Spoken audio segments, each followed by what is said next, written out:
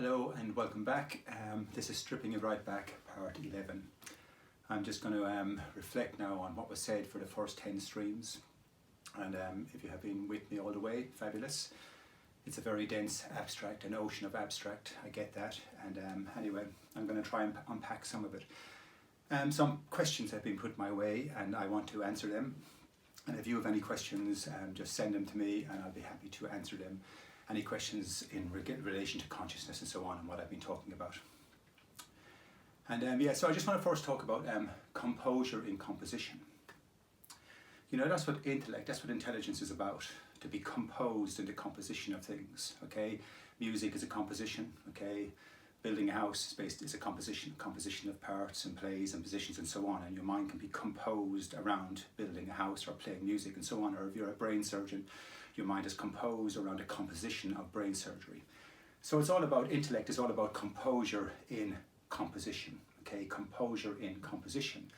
And so, you know, that's what I'm asking you to look for, basically. Compose your mind around a composition of variables that I'm relaying to you, okay? Think about that, sort of meditate on that idea, the idea of being composed, composure, balance, content in the composition, you know, with things and, you know, and so on.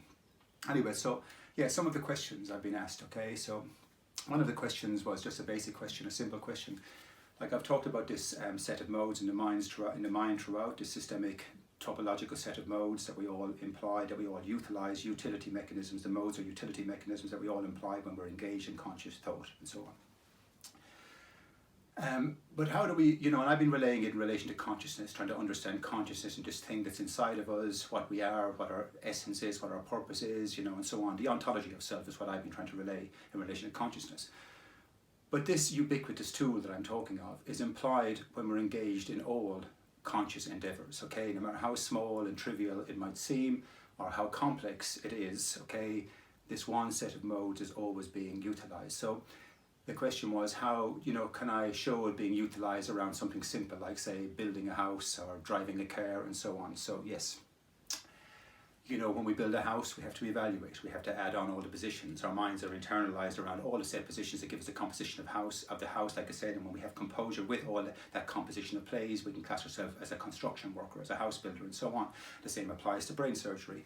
You know, when we engage with brain surgery, we're always engaged with the brain, evaluating, navigating, coordinating our way around all the set variables and inferences that give us the composition of brain surgery and so on. So if you're driving a car, okay, if you're driving along to an airport, okay, you're engaged with, say we're going to the airport, you're engaged with times and place and traffic and so on, and you're evaluating and you're navigating and you're internalizing, you're contextualizing and so on and so on, you're coordinating yourself, you're adding on, you're subtracting 10 minutes late, I'm going to be late and so on.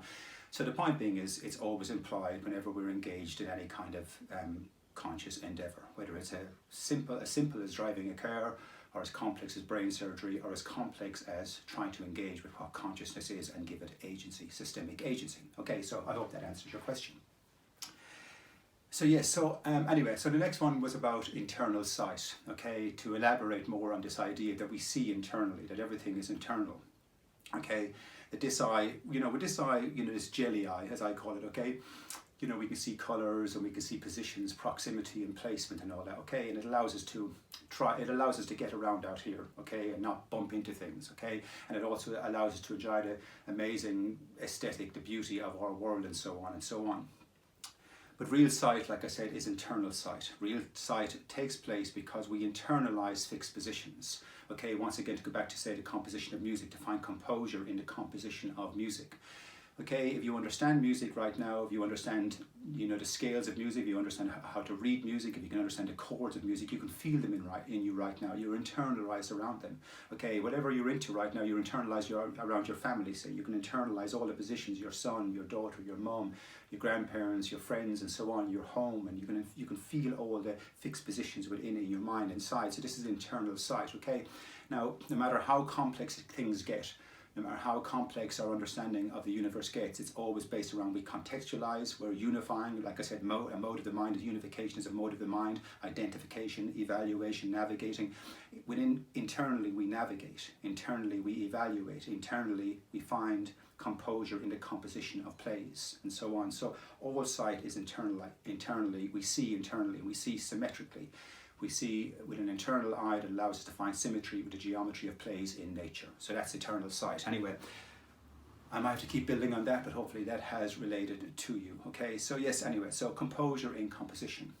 And anyway, so, and one more question, I was asked, how do I meditate? Okay, well, to meditate, okay, to meditate, you have to mediate your way into a state of meditation, okay?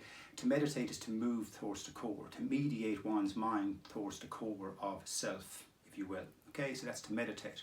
So to meditate is to remove one, to mediate ego and to disengage from ego, okay? And to find yourself in a transcendental pond, if you will, okay? So to meditate. So I like to meditate like anybody else. I like to sort of, relax my body and disengage from reality, become mindful of myself in a more holistic way. And like I said, disengage from body, disengage from ego, and just float with my thoughts in what I call the fluency of silence. Okay, so we can all meditate in that respect, and you can mediate what I've just said, you can follow the coordinates of what I've just said, you can internalize what I've just said and find symmetry with it, and so on. But I like to also meditate in relation to what I call complex mindfulness, to become mindful of the system itself, to become mindful of all the system and all its utility modes, all its mechanisms of play. Okay, so I'll often lie back and disengage from ego, and I become mindful of the tools that I use. I become mindful of the fact that I can engage with ego and disengage with ego. From ego. I can engage with the world of capitalism and disengage from it. So I become engaged with the fact that I can engage and disengage. So I become mindful of that. I become mindful of the fact that I can evaluate. I can feel myself evaluating huge spectrums of thought, like I can evaluate the capitalist system. I can evaluate the corruption in it. I can navigate my internal eye around all the inferences that dictate what corruption is, and so on, and relate to the constitution of man and woman and all, and hold it to accord by our nature, and so on, and pin it up as a picture of damnation or the corruption. But anyway, you know what I mean. So anyway, to get back to disengage from that and engage again with the idea of becoming mindful around, the systemic lens in our minds. Okay, so I become mindful of concepts like unification, how we unify things, how we can unify our minds around squares and circles, how we can unify our minds around the composition of brains and brain surgery and find composure with it. Okay, I can evaluate composure. I can become composed around the idea of evaluation and so on. So you can see what I'm getting at, I hope.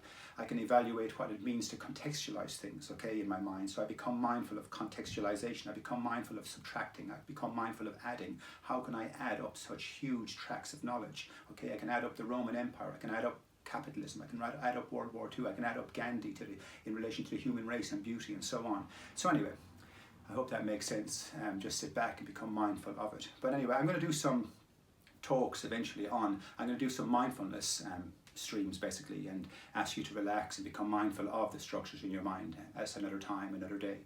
But anyway, I hope I've answered some of your questions, shed further light on this ghost that I'm trying to relay within. And if you have questions, like I said, please write them down and ask them, and I'll be happy to answer them to the best of my ability. And so yes, peace and love and logic, and thank you for listening.